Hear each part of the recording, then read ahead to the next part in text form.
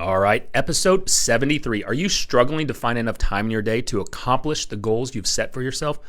Listen in today as you'll hear the ahas we've had this week about how we spend our time. We're going to go ahead and get started right now. We go. Welcome to the only real estate podcast worth listening to with your hosts Nick Good, Matt Kelderman, and Brian Force. Combined, they have 26 years of experience and have sold over 1,500 homes. Join them each week as they bring you everything you need to know about real estate. And now, here are your hosts, Nick, Matt, and Brian. All right. Episode 73, and that intro just cuts off. Oh, man. See, what I did, that was my bad. What I did is I actually went in and edited the intro to fade out on its own, but I didn't give it enough time. I'm working on it. That's all right. Yeah, I'm learning. I'm finding some workarounds. Look, we got the training wheel still on, right? People are going to be able to see this in real time being walked out, how we work all this out. Exactly. Yep. Is this light supposed to be off right away? I don't know. Nah. I don't know where we landed on that. Can't tell if I look a little dark or not. So try to transition here. I think it looks good. Our camera's on Nick the whole time. Come to me. How do I look? Today? Oh, there's Nick. All right. Oh, my head looks like a fucking one of those snow globes.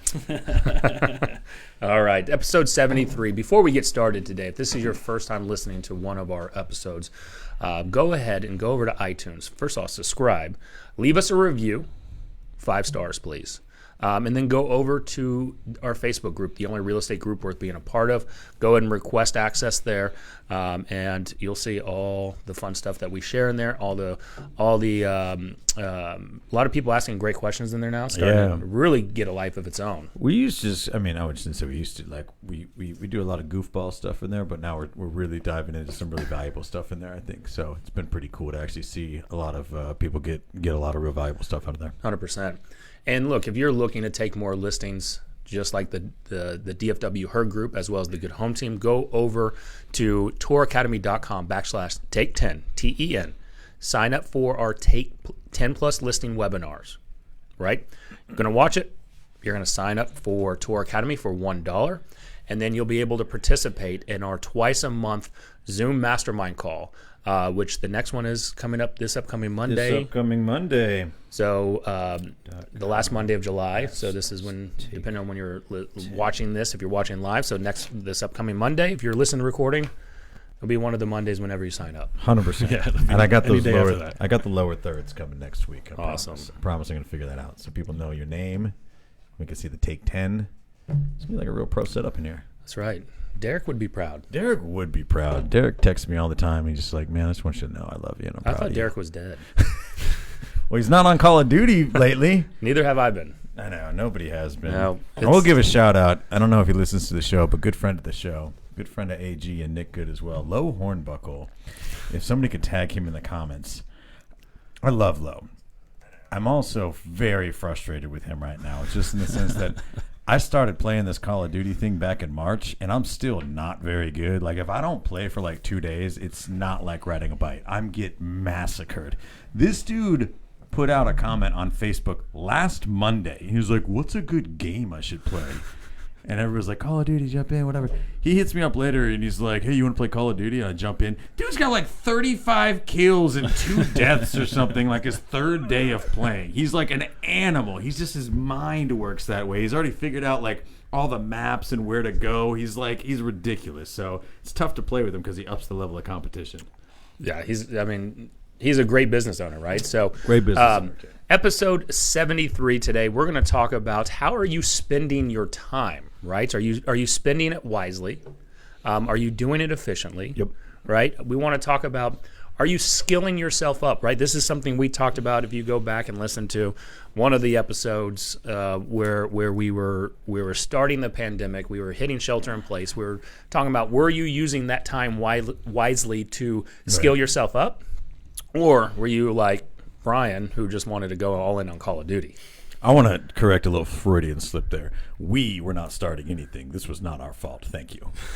The pandemic was starting. Just want to put that out there. That's the in new Facebook land. conspiracy. This is the new conspiracy theory now. It's not 5G bats. It was Brian, Matt, and Nick. Exactly. It's No, bullshit. so I did, and the reason that I wanted to talk about this today, I challenged our team, and I did it myself last week to do a kind of an ultra time audit, right?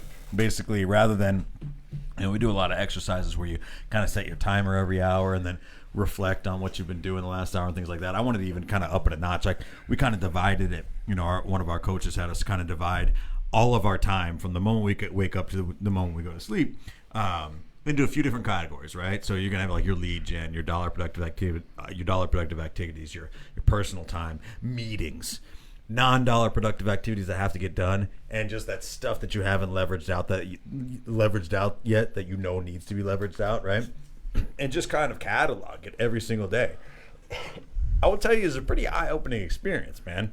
And I think right off the bat, one of the things that I really realized, and I shared this with the team yesterday, is I don't have a lot of grace in my schedule for the refinement and improvement of things over time. And what I mean by that is, I used this example yesterday, was I set aside 2 hours every single Monday morning to get a lot of the Tour Academy stuff done, right? So I write a blog, I set up a lot of the emails that go out, I do a lot of marketing stuff. So all that stuff that ends up in your spam folder out there in podcast land, that's me. I actually personally create those. It takes a little while, right? But one of the reasons that it takes so long is I didn't have a system set up for it in the beginning. So like we chop this podcast up, we put it on YouTube. That all takes time. There's a process, all that stuff that has to happen. And I kind of just set aside this arbitrary amount of time during my dollar productive hours that didn't really have a lot of thought behind it in the beginning. And I just realized kind of during this time audit, like I did it on Monday morning, I was like, I've already got this shit down so well. It's like automatic. It really only takes me about 20 minutes of work to actually do this every Monday now. But I extend it for 2 hours every Monday. It's kind of like how Matt and I, before Nick started the pandemic, it's kind of how he and I used to do a lot of live training events. And we sometimes would take the same content in our live training events and we do a webinar. And the live events are like 2.5 hours because we really chat with the people and we take questions, do all this type of stuff. The webinars are only an hour. Somehow we were able to fit the same exact amount of content into an hour as we were into 2.5 hours. Just, we kind of tend to fill the amount of time we're giving ourselves. So this time audit really helped me look at my schedule and go like, do I need to be extending this for this many hours? You know what I mean? It looked at how I could really make a lot of things more efficient that I just hadn't gone back and done, And I think one of the things too that I ran across this weekend, because I've very honestly never done a really great time audit of myself, because one, it probably wouldn't be super impressive, but I was listening to a TED Talk or something this weekend, and the lady was talking about this exact thing, and she was talking about how she had some high-level business owners, and some of them were business owners and mothers. Each one of them had all these different things in their day. Right. And one lady was talking about how she had a water heater go out in her basement, and it all of a sudden, when she looked back at her time audit, she had seen it took her 7 hours essentially to remedy this water heater issue between calling people and meeting people and doing all that stuff. And she said the biggest aha I had around that, she said, if you had asked me at the beginning of the week if I had 7 extra hours to mentor somebody, to pour into myself, I would have told you there's no freaking way. Yeah. But all of a sudden your water heater explodes in your basement. Miraculously, you can find 7 fucking hours in your week, Isn't right? that crazy, right? Isn't Yeah. it crazy? Like, is it like, do you not have time for an emergency today? Exactly. Of course you do. And it's funny how when we're forced to deprioritize stuff, a lot of that shit can go out the window. Exactly. So where did you come up? Like, where did this concept come up?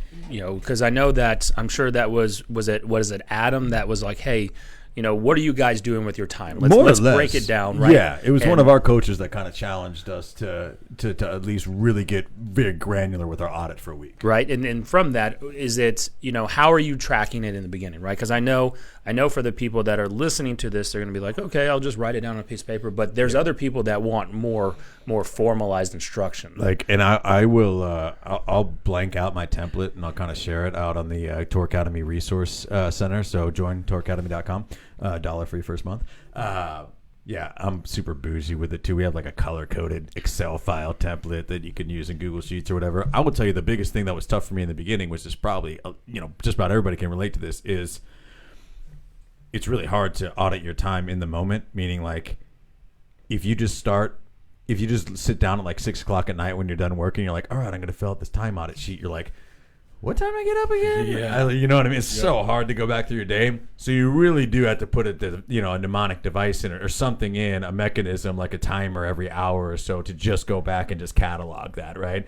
It's good that, obviously with technology, you can have this on your phone and all that type of stuff so you can kind of at least take notes along the way, but put something in place that you're regularly thinking about it throughout the day. Because I was thinking the other day, because that was my, I've got an excuse for a lot of stuff, and with it not being like really convenient to do, I'm like, well, I'll probably forget some chunks, and then it'll throw the whole audit off, and it just won't make a point. So I was looking for ways to do this, and I saw this was after our team call yesterday, because I was like, I didn't do the exercise. So I was like, what's a way I can kind of map proof it? And I saw a guy doing a video about how he had done a time audit, and essentially what he did was he just opened another Google Calendar, and he reverse calendared it himself.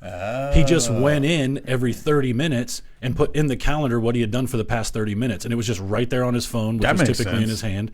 And he just, like I said, because you can have different Google Calendars set up for different things. Yeah, 100%. And that was how he did it for a couple of weeks. And then he could very easily just go back. I think he even went so far as to color code some certain things, right? Like really basic color coding. Right. And then he was able to go back and be like, okay, what did I do that was in this category that I've deemed personal, and this category that I deemed work, and this category that I deemed relaxation, or whatever 100%. It was. So that might be for somebody who's just on the go and that kind of stuff, it might be an easy way to That's a super good way to do it. So, I mean, I'll tell you, just right off the bat, a couple of my ahas around this one is, I kind of shared that original one that I tend to take up the amount of time that I allot myself for things. So if we're talking about actionable advice, maybe for an individual agent, this probably applies to a lot of the back office and transaction management or just task-oriented stuff that you tend to do. I would really set something on your calendar maybe once a month if you're a heavily time-blocked person and go, do these time blocks still make sense to me, right? You're going to get better and more refined at doing things, and if you just allow your time to be absorbed just because you set that amount of time forth, it's never going to change, right? And the other thing is that this is something we had already made some changes, so I would be terrified to see what my time audit looked 3 months ago. A lot of my day was taken up with meetings. Sure. Man, so much. Like, we color-coded meetings as orange. My Tuesdays are already meeting heavy anyway, but man, that thing looked like just, I don't know, lava, because it was all orange. Like, It was just the whole day seemed like meetings, which is funny because we've actually, and we've already taken some action on this. We've shortened our team meeting from an hour every Tuesday to 30 minutes, and we used to go around and go, everybody, tell me what's going on with you. Now I'm like, bro, if you need to tell me what's going on with you, you got my number. Yep. We got 30 minutes. Here's what's going on, right? We started to streamline a whole lot of stuff. I've gotten really into 15-minute Zoom calls now instead of 30 minutes. Like, we do a lot of these weird, just societal things. They're like, I kind of feel like I had this ping of guilt whenever I first scheduled somebody for a 15-minute Zoom meeting. I was like, they're going to think I don't think they're important or something. Like, really, no, I just want to get to the point. Like, there are very few things in this world that you need more than 15 minutes to discuss. You know what I mean? So, a lot of that was kind of eye-opening for me. Well, it cuts out the small talk, It right? does. So, a lot of meeting time in the beginning is just taken up like, oh, what'd you do last night? And stuff like that. So what we've done as well is we have done more meetings, but it's only 2 meetings a week. Okay. Right. So before it was going from for a while there, we were just going and going and going, and we actually cut meetings out. Yeah. Right. We had a solid core that really we didn't need as much as the meetings as at that time. Yep. And we could check the pulse of saying, all right, what are you feeling, kind of more one-on-one. Yeah.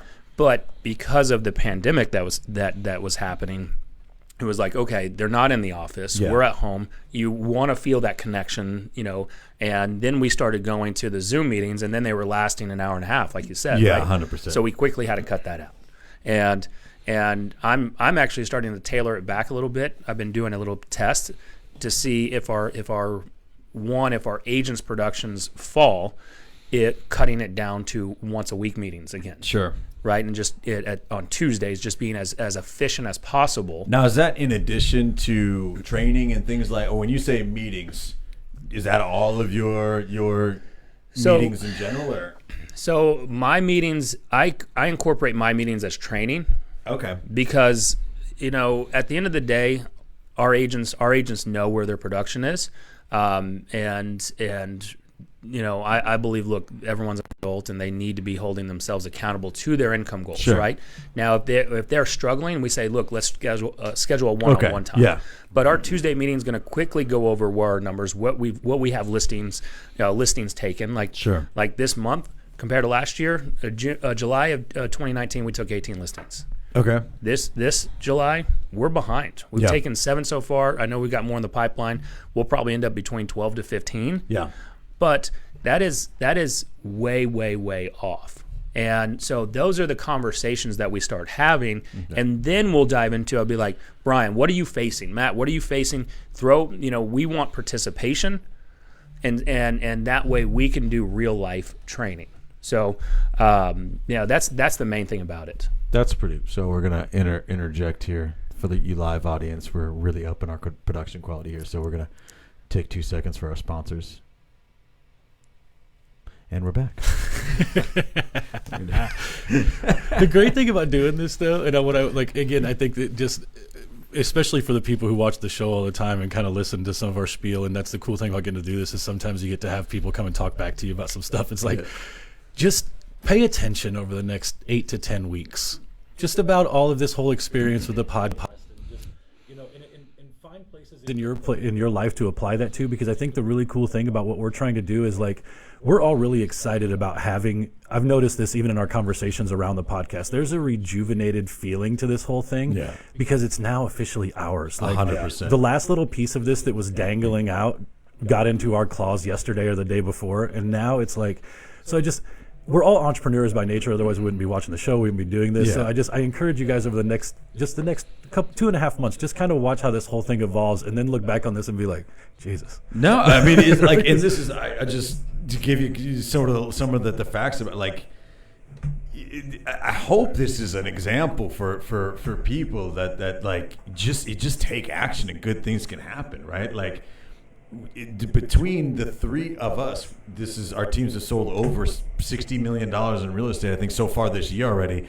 Like, my wife is running this podcast off of a laptop right now, and this is like her second time doing it. We're so confused that all this shit broke down like 10 minutes before the podcast started. We had to restart everything. Like, we're super making this up as we go along, and I don't say that to downplay what we're doing. I say that in the sense that, like, I think a lot of the reason people don't get started doing stuff is that they don't feel that it's perfect right out of the gate. Mm-hmm. And I think the only thing we do better than most people in this business is just be fine with knowing stuff is going to be so messy in the beginning, and just like Nick's camera's sitting on 2 boxes of headphones and 3 books. Like, that's what's popping. That's what's propping Nick's camera up right now, because we don't have a tripod that's big enough. So His face is still beautiful. Yeah. So that's Thank you. But let's look at it from this, right? So to tie it into the topic, right?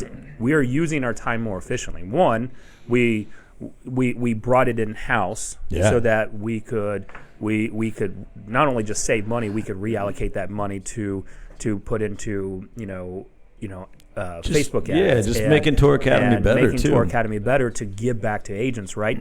We're being more efficient with our time on the topics that we're covering, right? Because I'm going to tell you before, the time that we were committed to topics typically was 10, I'm not even going to give us 30 minutes. It was 10 minutes before the show. Sure. Right?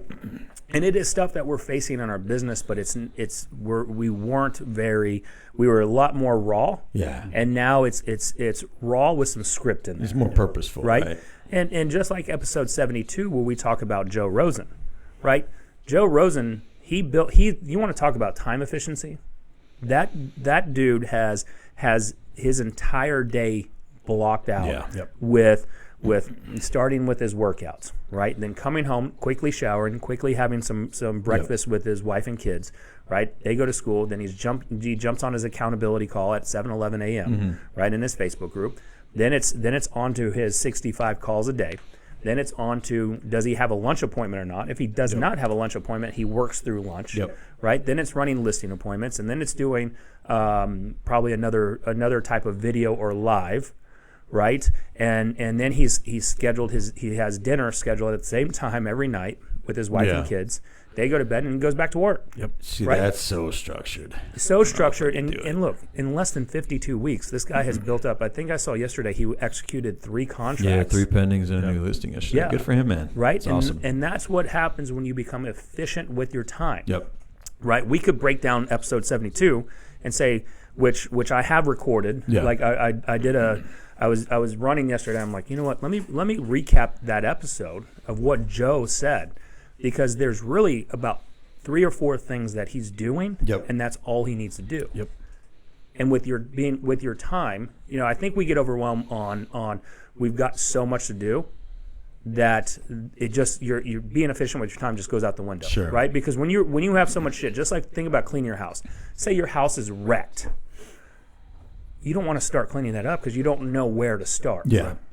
Right? But once it's cleaned, then every single day, all right, this is out of whack. That needs to go on that bin. Yeah. That needs to go over here. And it's really fast. Yep. And you've dedicated that to it. Just like in your business. You wake up, whether you're doing like the what's his face? What's that millionaire mindset book? Friend of David Osborne. You were doing It's Hal Elrod. I Hal just wanted to Elrod, okay. see how long you would. I was just staring at Nick. I knew I had neither of them. I was like, Miracle Morning. Miracle Morning. Right? Yeah. Whether you're following that routine or you've got another morning routine. Yeah. Mine is I wake up, I drink coffee, and I watch the morning news. Sure.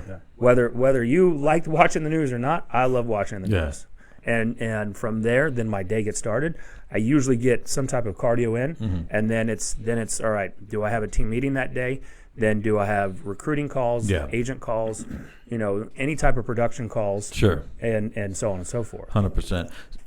well, I was going to say, I think it's a totally separate show topic, but part of this too is like when you hear about Joe Rosen's day, I hear that, and intellectually I'm like, my God. Yeah. But then when you think about it, some of the stuff he's doing, it's not like you're not going to do that in your day. He just has a Yeah. set time for it. You're going to eat breakfast and dinner. Do not get overwhelmed by the fact that Joe Rosen eats breakfast and dinner. Yeah. Right? Like he just schedules the time that those things are going But to do you happen. eat breakfast and dinner at the same That's time? my every whole day? point is, and Yeah. that's where he gets really structured. But to your point, I think what Joe does really good, and I think what all successful people do good, is they say no to so much stuff, which Yeah. is a totally separate show topic. Right? Well, I actually don't think it's a separate show topic. I just think it's such a huge topic. Well, that it it's is. almost like I mean, if we're going to dive into a little bit of, this is another thing I kind of shared on team meeting yesterday, is that what I kind of found as my ahas is because a lot of this was reflection, this exercise too, was what are the things that I do know I do very well that I probably didn't used to do so well before, and that I don't know that I put forth dedicated effort towards doing well, but maybe just experience over time. But I gave the example of, I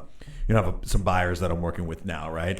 And one of them wanted to see like 10 houses on Friday or Saturday or whatever, right?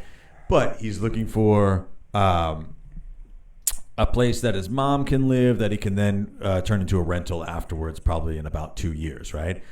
I knew right away probably 4 of these houses wasn't going to make any sense. They were in golf course communities with super high HOAs. It would have just annihilated his cash flow. The numbers would have never worked, right? So, but he was kind of just looking online at our searches and be like, hey, let's see this one, right? It would have been 3 hours worth of showings, but I went right back to him. I was like, look, we got to get rid of these 4 right now. Here's why, boom, boom, boom. And he's like, yeah, absolutely, no problem, right? Like that's understanding a little bit more about your buyer's needs, diving a little bit deeper on what they're looking for, and then having a little bit of the wherewithal and the experience, I guess, or skilled upness to go, this is not a match for you. Are you cool with just moving on from this, right? And that's not always going to be the case, but I just find that there's little things throughout your day that a lot of times you can really you can kind of move past. One of the bigger things that we talk about a lot with some of our newer agents are like, they get their first buyer under contract and like, okay, I got to go to the inspection tomorrow at 3. And I'm like, what? Your clients need to go to the last half hour of the inspection. You need to stay away because you're not an inspector, right? Like, so if you're just, I feel like if there's some of those things that if you were really, really kind of introspective about your time on it, you're like, this isn't even about breaking this stuff down. This is just like, what can I just get rid of completely? And it's understanding, look, the hardest part on that, right? So, because I hear what you're saying. Sure. But, the real estate agent hat on me says, well, I don't really want to tell them they can't go see a house that they sent, right? Well, I mean, yeah, and not say you can't, but just be an advisor. Well, of course. And so that's where it comes down to understanding how to confidently have those conversations. Sure. And saying, look, Mr. Buyer, you said that you want your mom to rent out this house in the future, Yeah. or the mom's gonna live in it. Yeah, for the first couple years. First couple and years, and then they're going to rent Either it way, out. long term, it's an Yeah, investment. and they're going to be like, look, the HOA is ridiculously high here, and it doesn't make sense from an investment standpoint. Yeah. Now, if you're okay with that, we can go see it. But Sure. from an investment standpoint, this is not an opportunity. Right. And usually they'll deselect themselves. But And that's how that conversation. But yeah, you're 100% right. Yeah. yeah, but most agents don't even want to have those conversations. Yeah. And if you're doing a decent enough business right now, you're probably experienced, because I'm going to tell you right now, someone posted in the only real estate group worth being a part of yesterday, talking about are we seeing, or is it just her, or is everyone else having issues with like second lien holders and just lenders in general, Yeah. right? I'll tell you, the last 3 weeks, I am mentally exhausted because, helping our agents deal with some of these things that lenders are pulling, Yeah. buyers and sellers, because of probably what's going on. Sure. Everyone is extra cranky right now, right? They have no fuse left. And so people are drawing lines in the sand Yep. over the most asinine things out there. Yep. Right? We had a closing that the buyer signed last night. The seller purposely waited till 9 a.m. today, right? And then the buyer's like, hey, is it cool if we just go in there, last night? Is it Yeah. cool if we just go in there, put a fire extinguisher in there, put some outlet covers, because they've got some inspections going Okay. on for, like, they're a foster family, Okay. right? And this homeowner's like, who doesn't live there, it's vacant house. Okay. Nope, you can wait till it funds. And we're like, dude, are you fucking kidding me? Like, yeah. And it's just, and then you get all caught up, and we talk about time efficiency, but you get caught up in that, and guess what it does to you? Yeah. It mentally sucks you in. Now you're mentally, physically, emotionally drained because you're taking that on for your clients. And then you know what you say to your schedule? Fuck my schedule. Yeah, I think that's one of the most solid points where we get, and maybe this is one of those things that I don't know how to train. I don't know if it can be trained, but like I know I'm guilty of it a ton of times, but I know it's probably something we definitely try to work with our newer business partners a lot. Is you cannot get so emotionally invested in every transaction that your whole day just goes out the window. Because I would there are some situations, especially that I even have every year that I'm just like something comes up and you just want to go to bat for that person so bad, or not that you shouldn't even be doing that, but you just want to chuck everything else out the window because of this and that. I had a situation with actually our listing coordinator, Macy. Now her parents, we sold their house last year. I've done 4 deals with these people. That's how we first met. That's how I met Macy, and it's been an awesome relationship. But we were selling their house last year, and literally the day before closing, the other agent calls me and is like, the buyer changed jobs and never told the lender. So we're screwed. And it was funny because she was actually a friend, I would say a listener of the podcast. And she was like, I'm so sorry. I listened to your podcast and everything. I was like, why would you do this to us? No, it wasn't her fault. She was awesome. But I was just like, all right, so here's what we're going to do. Is in the same industry. I talked to the lender. He's like, look, same industry, different hospital. He worked at a hospital. All I need is 30 days of pay stubs. So he's got to wait 30 days to close. And this is just, it's one of those situations where it really could have been derailed. It could have derailed my whole day. It could have derailed my whole week. Like I have a seller I know is going to be angry, right? Normally your instinct is, what do we do to make this right for the seller? Let's go, crawling on our hands and knees to the seller and just beg them not to be pissed off and just terminate this or just torch this whole deal, blah, blah, blah, so on and so forth. We're able to just make it happen in one phone call, right? I talked to the lender, or I talked to the agent. I said, you guys are going to pay their mortgage for 30 days. They agreed to that. I had all that set up beforehand. Then I finally called the seller and I was like, hey, I need you guys to put the boxes down because I'm about to ruin your day, right? And we ended up making it work, right? It was a 30-day pushback in closing, but it's one of those things how a little bit of experience over time can really teach you not to get super emotionally involved in these types of things. Because I can tell you, if I got as pissed off as I thought the sellers were going to be, it would have got them revved up, who then would have done some shit that got the buyer revved up, which then all of a sudden this 30-second phone call turns into a week-long extravaganza that might end up terminating or torching the deal. So, So Matt, let me ask you. You are after this, okay? So you have and I'm just going to call you out. You struggle the most with your being time efficient, right? Yeah. It's not even you don't even hide it. Yeah. Right. So it's not a secret of what we're talking about. So when you analyze this, right? You did this exercise. What were your ahas from that? Well, so that's part of it too. Is like I think the larger conversation around it for me specifically, and I always like speaking to the agents who are kind of like me, like. One, I haven't successfully done this exercise. So like for me, that's the thing. I've done it in the past. I will say for where my life currently is, I think we did this at one point last year for a coaching thing. Yeah. Like I did it and I stuck with it for a couple of days. And I think the same thing would still hold true today.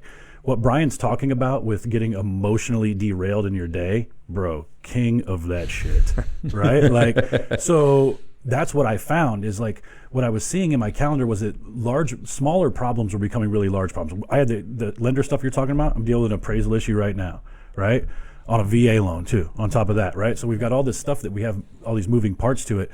And I had to actively, pull myself out of allowing that. I got into a 15 email conversation with the lender about how irritated I was with the form they were sending me to like solve this problem because I didn't feel like it was sufficient for me to represent my clients and what their needs were. When in actuality, like I probably should have just sent them the 3 addresses in an email and said, "Screw your form, send this over to the appraiser." Had and to just go solve the back and do problem. his time audit. There'd be like 6 straight blocks of sending angry emails to this lender. And they were- That's what you learn from these exercises. That's the thing is, and that's like a perfect example of what yesterday looked like was like, and I get really emotionally derailed with those types of things. That's why I think the time audit and even bring it all the way back to what you're talking about with Joe Rosen. I'm always in such awe of that because it's only 3 or 4 things on Joe Rosen's schedule. The difficult part is the fact that he does them at the same time every single day that allows him to then in turn. The thing that I know the most about my schedule is all my problems derive from me not sticking to it. The fact that I don't have enough time with my son comes from the fact that I can't stick with my schedule. The fact that I can't get enough work done is because I can't stick with my schedule. And I'm worried about work when I'm with my son, and I'm worried about my son when I'm at work, and therefore I do nothing because then I get paralyzed by the guilt and shame of failing at 2 things simultaneously that you should be able to have control over. And then you're like, 100%. Margaritas at lunch sound fine. Oh, dude. Right? And I gotta, you're 100% right. I'm gonna jump back in here because I got a thought on this after a quick word from our partners. And we're back. It's so crazy. No, we did, like this is the part of it that we could talk about this for hours and hours and hours and hours about what we learned. Tips for getting more done in less time, which I think we've covered a little bit, and I want to dive more into. But like, there's a part of this that is just going to be your self-discipline, right? Sure. And if you think that you can't be disciplined enough to keep that type of schedule, I'll just tell you right now, I'm probably never going to keep the type of schedule that Joe Rosen keeps as far as the discipline of it. Not that I don't have some super structure in my life, but he's like, that's that military background, right? If you feel like you're not even capable of that, though, that's where a lot of this comes from, right? Like, we can give all the advice and tips and all those things, but if you don't feel like you're a person that can stick with these things, you're just not going to be. Because let me put this in like the most grim detail I possibly can. If you had some sort of terminal illness, right? Just like some unknown terminal illness, they're like, you've got to do this every day at the same time. You've got to take this pill every day at the same time. Like, there's just nobody out there who's like, man, I just don't know if I can keep up with that. You know what I mean? Like, you have the ability to have whatever sort of structure you want. It's self-discipline, and it's your willingness to buy into it. And it's not an indictment of people that can. It just if whatever amount of structure you wish to have in your life, you are capable of having it. That's where that hard work part comes in. Here's the thing, though, and as a person who is very much has to own the fact that he gets in his own way, I'm not afraid to be a little more grim than Brian. You are making the decision to not do it. If somebody came along and told you they would give you $10,000 to keep your schedule for a week, you are going to do whatever it takes. Be honest with yourself that it's not important enough to you yet, right? It's not important enough for you to make it a priority. Yeah. And then if you still feel guilt around it and shame around it, then you need to start having a really, really honest heart conversation with yourself. Yep. And probably maybe change some of your negative self-talk that you have around the actual calendar part. Like, I'm just not the kind of person who can stick to a calendar. I've got all these other things. Right? Like, telling yourself that will make it a reality. That's a true thing. Yep. Right? And if you can really, really spend some time on that part of it, and again, maybe start small. Maybe start with the things in your day that you know are going to happen no matter what. Yep. Find a time slot for those things. That's and then super build good off advice. of that too. Don't feel like I always, whenever people talk about their scheduling and stuff, they'd show me like, it's always that one dude who's teaching a class, and then on the screen flashes like his perfectly color coded calendar. Like, and I even used to do that when I was training people. And the whole time that thing's on the on the board, I'm like, I wonder if that other guy's calendar was as much bullshit as mine is. You're like, I'm not even where I'm supposed to be on the calendar right now. Here, right?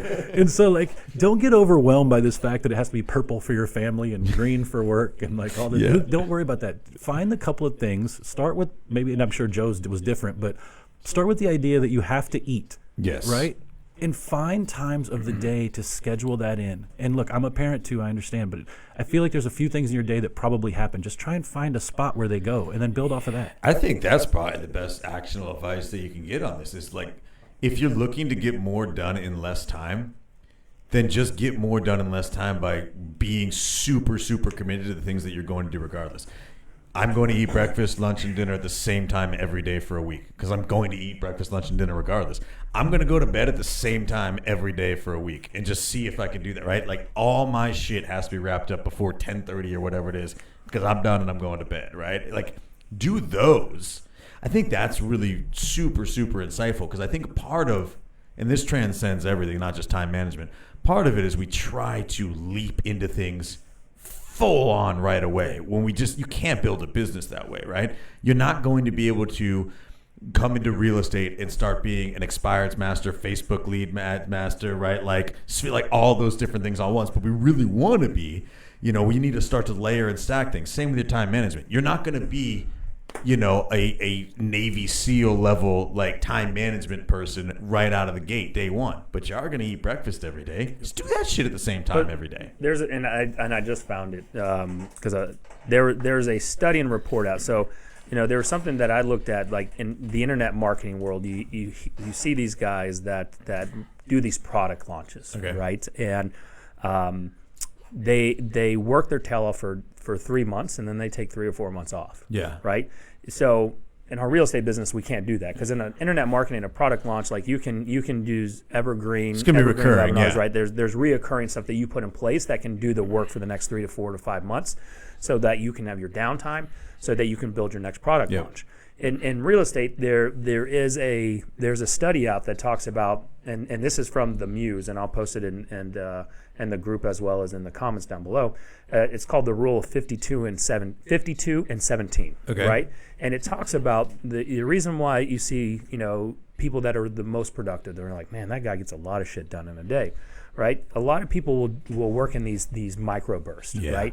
And there's a study that talks about doing something full on for 52 minutes, and you do all you're focused on. You're not looking at Facebook. You're just knocking out the task that you have, right? Okay. And then for 17 minutes, you take a break, Sure, right? And you're not thinking work. You're not checking your emails. You're not taking phone calls. Unless it's personal, Right. whatever, you can check Facebook during that time, and then you just work in those bursts. Yeah. Right. And so it's called the rule of 52 and 17. Yeah. And I've seen a lot of people that do that, and there's the guy that runs the expansion team experience. Okay. Chris, I think is his name. Suarez? Chris Suarez. Yeah. Right. He talks about batching, where it's kind of the same Yeah. thing, where you're batching your work together. So Sure. Mondays, Wednesdays, and Fridays, at this time you're doing this. Tuesdays and Thursdays you're doing other things, right? And so you can batch it all together. Yeah. And maybe something that you were doing on Tuesday should really fall on Monday because it falls in line Just with like what. aligns better. Yeah, right. Because it may be something that just naturally flows in. Yeah. Right. And so Chris Suarez talks about batching. Makes a lot of sense, dude. I need to find that because that's actually really appealing to me. And I think generically with, or not generically, like kind of haphazardly, I tried to do that with my calendar, right? Like I've got most of my follow-up is designed to either be on Mondays or Fridays because for me, those are the lightest days. My Sure. Tuesdays through Thursdays are pretty packed, right? So like, I'm saying that one because I need to put it in my notes that I need to go read about that and figure out exactly how Chris Suarez does it because that sounds like a really appealing way for me to do my week. Now, I think there's certain types of lead generation that have to be done daily. If you're an expired person, those types of things, there's too much opportunity you would miss if you just did those at certain times of the weeks.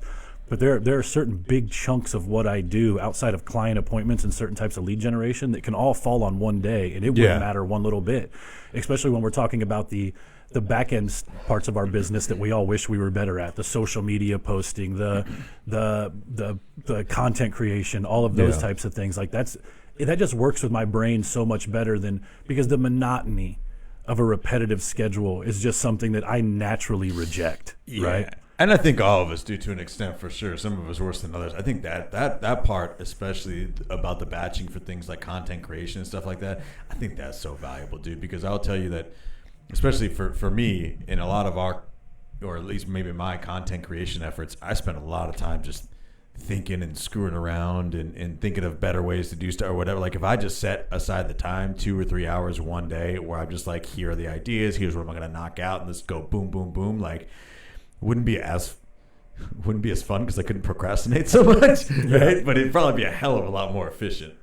Well, and then just master it. So like you talked about, especially newer agents, and we even see the agents that their business is struggling. What do they do? And I kind of talk about, I use the analogy of fishing, right? So if I saw that you're fishing, in the pond next to me, and you're just one after another pulling us fish out, and I've got my line in the water. I just got there. You're like, holy shit, Brian's killing. I'm going to move over to where he's at. Sure. Right, and then all of a sudden it dries up, but I see Matt's watering hole. He's pulling fish out, and then I just quickly move over there. Yeah. Right, and that's the problem that we have. And we're not mastering the one thing. And one of my coaches talked about back in it was like 2008. Yeah. Before you can move on to mastering the next task or to doing the next task, you got to master it. So before I moved on to for sale by owners, which I haven't moved on to really, because I truly can't say I have 100% mastered expireds, even though that produces a lot of income for us. Fair. But you need to master and drill down on one thing, whether that's going to be all sphere, whether that's cold internet lead gen, right? And then what can you batch in together that would be similar structure and style that is that you're not having to go learn something new. Right. Right. You use totally different tools or whatever, right? Yeah. Absolutely. So if for Matt's business, right, a lot of his business is agent referrals. Right, so can he batch together agent referrals and past client referrals to where he's sending or reaching out on those days that he's sending messages out to agents and messages out to his past clients? Can that be batched all together? Yeah. Right. There was in a Facebook group I was reading this. He's writing that down. Actually, there's in a group that I was in this morning. I saw that an agent sends out text messages to the top 1,000 agents in the area because right now there's an inventory shortage, and that's going on in most of the country, right? So what are they doing? They're sending text messages out to the top 1,000 agents in their area because more than likely those people have listings coming up because you probably got right now, if you're producing, you've got some buyer needs, and there's not enough inventory to go off of. Yeah, for sure. Right? So you could batch that together. Every Monday, I'm going to make sure that my text messages through Reach or whatever program you're going to use is going to go out with my updated buyer needs list. Right, and from there you can talk about building into your agent referrals, etc. So that's the main thing is how can you get more efficient? How can you start building that into your calendar, and then how can you batch together what you're already doing with your lead gen with something of similar sorts, so that your business can continue to grow. Well, and I like that too because I think it falls right in line with just a larger line of thinking about how you can just integrate vertically in all of your endeavors, right? All the stuff that you've obviously got your own things, but the things that the three of us do together all kind of spawn out from the same thing, right? The Tour Academy, the podcast, our actual real estate businesses, right? The Justin Nelson's VA thing, the LinkedIn stuff, all of that is part of it's different houses in the same neighborhood, right? And I think initially we've seen it so much that people get into this business with a natural entrepreneurial mindset, right? Otherwise, why would you do this in general? And then that they just run with that, and some people get way too scattered and way too far out, and ultimately at the end of the day their base isn't strong enough to go as far away from it as they are doing anyways, but they're not really giving themselves a shot at having real success because so you were talking about earlier, the reason we could get away with legitimately walking in the door and sitting down and doing the podcast is because we all sell a shitload of houses. And we don't really have to think about. We've been what sort we're of training doing, for this right? podcast for like a decade. Yeah, so that's the only reason it worked. But if I tried to go and sit down and do that about probably literally anything else in the entire world, it would just be the worst show, right? Like nobody would watch that. We wouldn't have anything to say. We should just do an episode about NASCAR and not prepare. And just like something nobody has any Every idea about. single show or whatever has something like that. That episode would just make zero sense. I don't know if people care enough about us yet to try and Yeah, we haven't really earned that. I would like to know which episode that would be. I don't know. We're at 73. Here's the thing. There's one deleted. There is By one the way, deleted. there is one deleted. We still count that in our count though. So if we still that number still exists. It's just like the 13th floor of like most elevators. There's just no fucking button for it. Here's the real reality though. I don't know what 27 weeks away is, but it's probably about the beginning of next year because I think Christmas is 22 Mondays away from now. That seems about right. Which I got a dead eye on Christmas, if anybody knows that about me. I freaking love Christmas so much. But either way, so that puts us probably right around the end of January, beginning of February. Yeah. Okay. So we'll have to see. Although at that point, real estate agents are really going to need us because that's when everybody's business is like. I'll scared throw the this out most. there right now. I kind of feel like, and this is something I've been thinking about for a long time. So comment. We'll put something out there. I kind of, for our 100th episode, want to do it remote and tie it into a tour mastermind from like Mexico or something. Brian's And, going like, to get you the can show on the road. just- someday. Yeah. You can jump in. We can all go down. We'll have maybe like 20 people or so, like 20 slots or something like that, and we'll all go down to Cabo or something, and we'll do like a 3 or 4 day mastermind, and we'll do the 100th episode live from there. I think that'd be Just pretty hope cool. Corona doesn't mess that up. I'm going to tell you, we were supposed to have in September, we were having our Honey Badger group mastermind Yeah. in St. Thomas. Ugh. And they were like, oh, it's on. It's No, on. it's not It's on. on. Yesterday, it's off. Yeah, the Rams just said that they're not having fans this year, so I was supposed to go to LA in October. We're still going, Yeah. but I ain't going to the game. Wasn't that Giants, like Rams. wasn't that like a super turnaround trip? Like you guys can like land, go. and Yeah, leave? we're Or didn't still you do that gonna. last They year? did that. They always try to rope me into those 1 day trips. So it was gonna be 3 days. We're still gonna go, but not to the game. And now a word from our sponsors. I feel like on the replay we're gonna lose a lot of people there because we were just rambling for a while, and then a commercial came up. Thank you to the live people for sticking around. Anyway, let me ask you, this is a little off topic, because Matt, you're talking a lot of your business agent referrals, right? So do you, when you're talking to agents, because I've been asking agents across the country, West and East Coast, how their business is, right? Like people in California, majority of that I'm talking to, they're like, man, it's down in the dumps. Yeah. Like, see what are that. you seeing? Like, because look, they're regardless of whatever it is, their government is a little bit more strict on the shelter Yeah. in place and everything going on, which in turn, the trickle down effect on that is it gets, buyers, especially buyers that Sure. are going to go buy houses, it gets them a little bit skittish. Yep. or it on just making- prevents them from. There's still a lot of people that are not comfortable with virtual stuff, so it prevents them from seeing stuff in person. So I've been really focused for the past 2 months or so on my core cities that like I've been doing agent referrals for long enough that I've just naturally seen a pattern where I get a bunch of referrals from. There are natural grooves in the country that lead people's cars to Dallas, Texas, right? Sure. And so I've focused on, and I will tell you, and I don't have any problem saying what those cities are because I don't think it's some huge secret. You can probably figure it out. Denver, smoking hot. Nashville, smoking hot. North Carolina, Raleigh, burning up. Atlanta, burning up, right? Like the places where I get Las Vegas, those places where I see all my referrals coming from and where I typically focus on growing my agent referral base because I want to know more agents there, right? Like those places, everybody's kind of reporting the same stuff we're feeling in Dallas, right? Low inventory, multiple offers, sellers who don't have a need to sell are kind of skittish.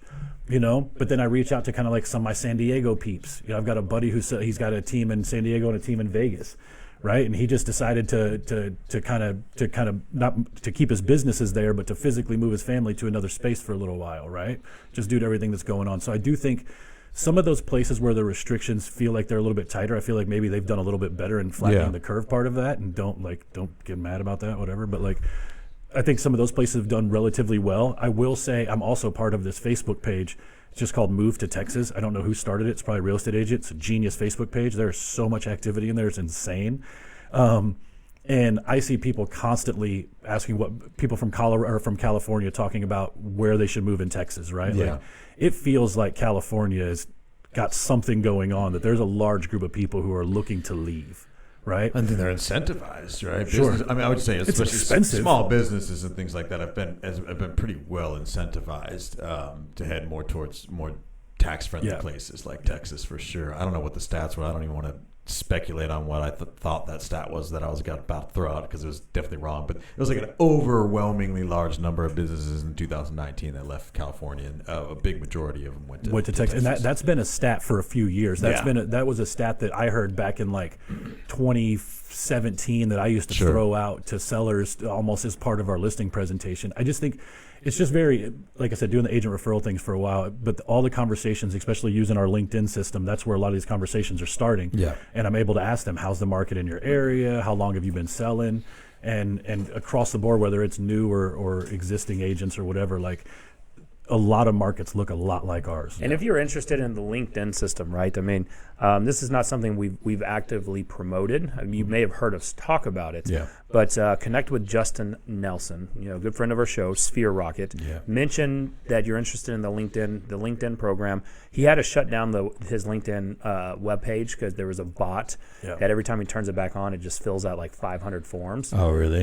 So he's having to rebuild it right now. But he's telling me some crazy stuff, and that's another reason why he want to go to touracademy.com and sign up because of him being able to participate in the masterminds. Because he was sharing with me how he was able in one day to get booked on 14 podcasts. I don't doubt it, all man. using the LinkedIn system, right? So if you can go, think about this. You're a real estate agent, right? What do you need and what do you want to do? You want to promote yourself, right? So you get on other people's podcasts that are consumer driven, not business to business driven. You can use that LinkedIn program, 100%. right? Look for people that have podcasts that may fit the criteria that you want to talk about. Get on there, then you go use it. Third party credibility. Chop up the content. Yep. Right. That's all from the LinkedIn program, right? That Justin, that we learned from Justin. Mention when you reach out to him. Tore, Tore. Not that there's a discount on there, but we want to make sure. Not on there. Not on that one. None of them.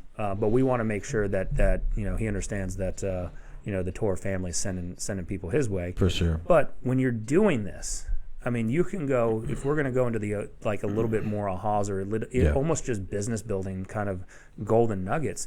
If I'm in one of those states, I'm going to look, like, let's say I'm in California. All right, I'm going to go focus on people that are relocating to Texas. So I can sell their help them figure out how to sell their house, right? And then I'm connecting with agents like yourself, Matt, and saying, all right, I got people. Let's start building that reciprocal relationship. More than likely, it's going to be one way because I don't know many Texans or many people that are going into to those to that state. I said no referrals the other direction. I probably states, bring in. I don't know what my number was last year. I think Becca, I paid out something like $48,000 in referral fees last year, and I think I brought in like 3. Yeah. Right? Like 3,000. Yeah. You know what I mean? Like there's just not a lot going So on. if you want to get efficient with your time, though, so again, to wrap up what we were talking about today's topic, you want to get efficient with your time, understanding those traffic numbers, right? You can then go and reverse engineer what you need to do to hit that, right? All right. Let's say you're in California. Let's talk with business owners who are maybe getting incentivized to move to Texas. Yep. All right, let me become your relocating agent, and then let me connect you with another relocating agent in Texas so we can set all that up. Yeah. Right? Boom. How do you do that? Go to LinkedIn. Right? Go and connect with small, medium business. CEOs of small, medium businesses that have 25 or less employees. Yeah, exactly. Right? Then you just start messaging them. You start getting in relationship. I mean, there's so much more that you can do, especially if your business is hurting right now. And it's not where it wants to be. Let me go back to I asked about this before. Pat Hyben's book, Six Steps to Seven Figures or whatever. Yeah, I thought it was in here somewhere. I think I have it. I think it might be at home. It might be over there. 6 Steps to 7 Figures. 6 Steps. Yep. Yeah. Anyway, he's laid it out perfectly. I mean, he was running a multi-million-dollar GCI team before the 2008 crash that had never done anything in foreclosures or short sales or anything like that. And when that happened, the market shifted. He just shifted his mindset. It's still lead generation. They're just lead generating for REO accounts now and banks and things like that. And they ended up growing during the recession, but just instead of obviously throwing in the towel and thinking the world was falling apart, he just goes, okay, who does need our help right now, right? And if you're in one of those markets where people are tending to kind of leave for whatever reason, how can you be involved in that? right? It's kind of a mental shift around your lead generation.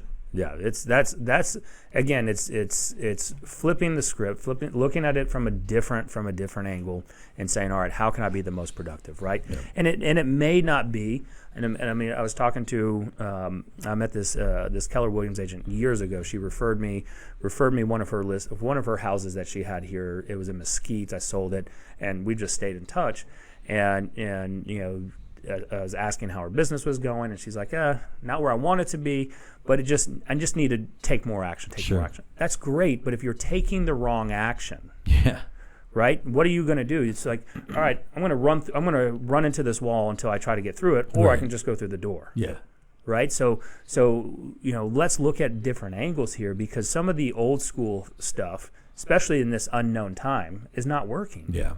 Yeah. So let's just change it up. Let's what is working? Yeah. All right. You know, maybe there's an opportunity to start building out relationships with bigger banks, right? Sure. On refinances. So what I would do is I mean, this may draw a little bit of hate, but what you can do is start connecting with homeowners, talk about refinancing, send it to like a Bank of America, Wells Fargo, Chase. Sure.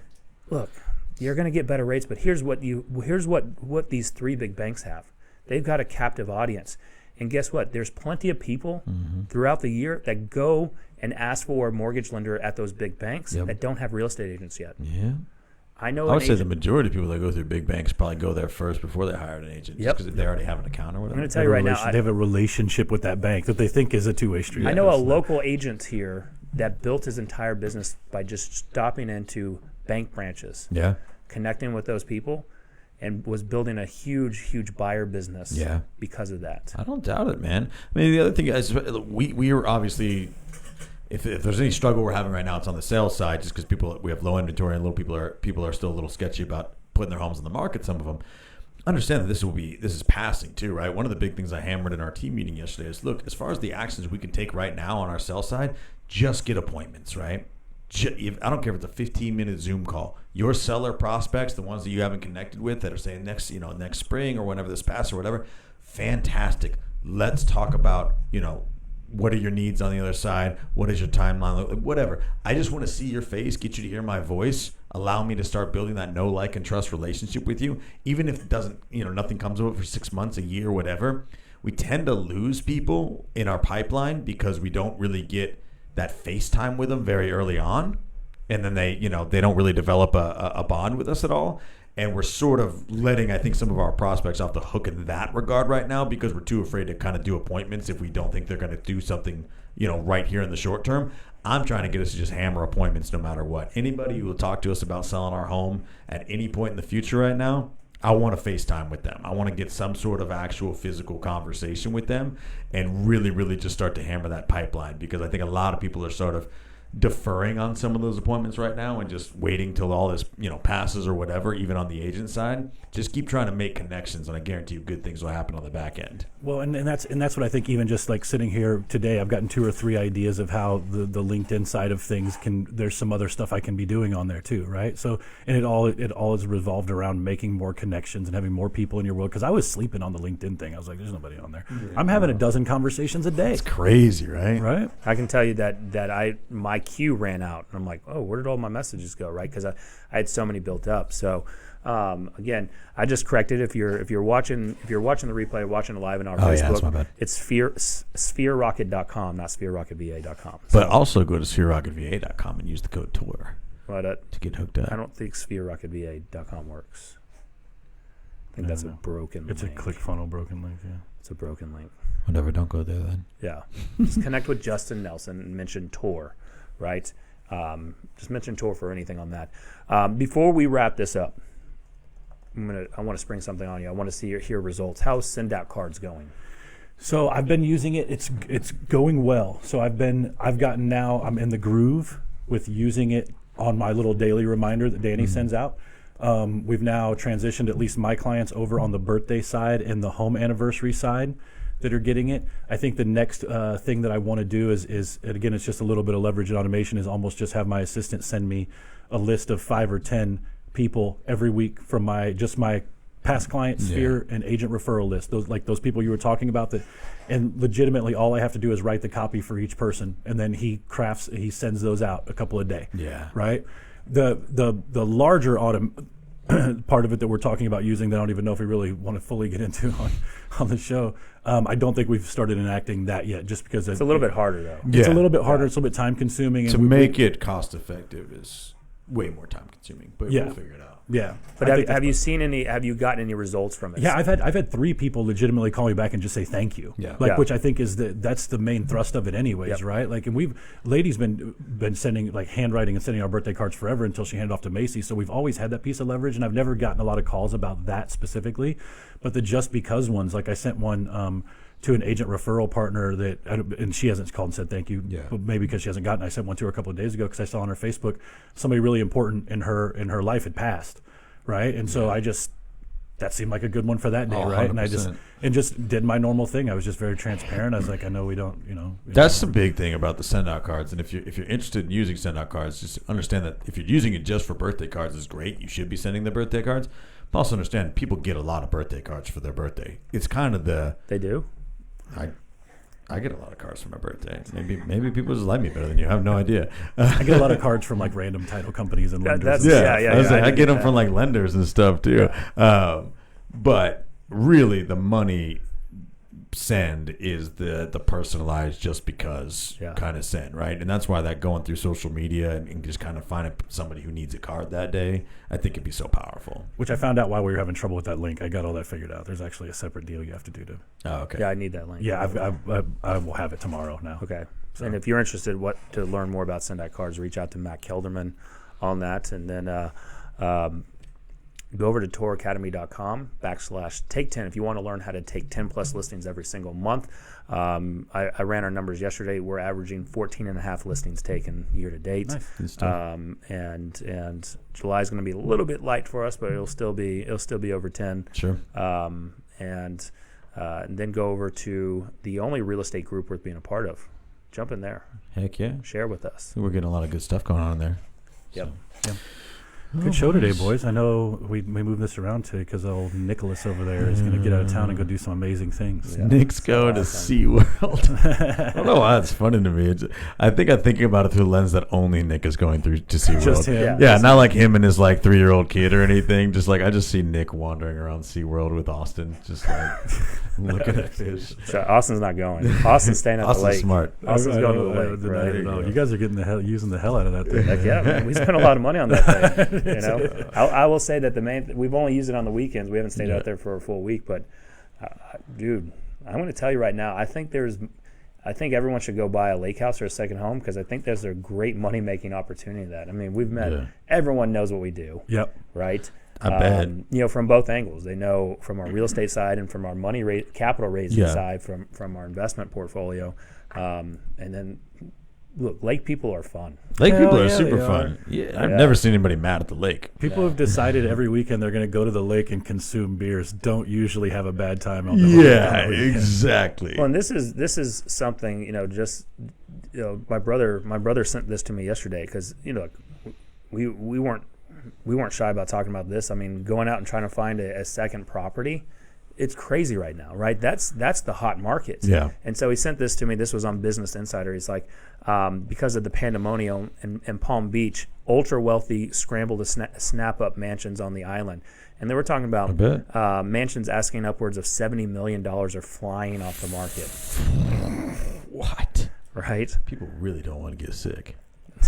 I mean, man, post-lockdown buyers are looking for more safety and security than ever before, and Florida offers many enticing benefits like tax savings, more space, and warm weather. So if you're in Florida, right, I'd be going after some of those mega mansions. That luxury game, dude. Sell $50 to $70 million deal. Dude, probably major year. Yeah, exactly. That'd be amazing. Before we bounce out, I want to tell Rebecca. She just commented. I commented back to her, but I think she said, "How much time are you spending doing research on social media on who to send the send out cards to?" And I responded back to her, but I want to challenge everybody's thinking on that. You're probably on social media anyways. This is how you should always run your social media. I'm just intentional about paying attention to those opportunities. I'm not sure. It's not taking me any more time. I'm naturally on there doing a bunch of other stuff, and then unnaturally on there wasting time. Yeah. Right. So like I would say the best advice I could give is just when you're on there and you see those things, just those things that make you go, oh, Yeah. or, oh.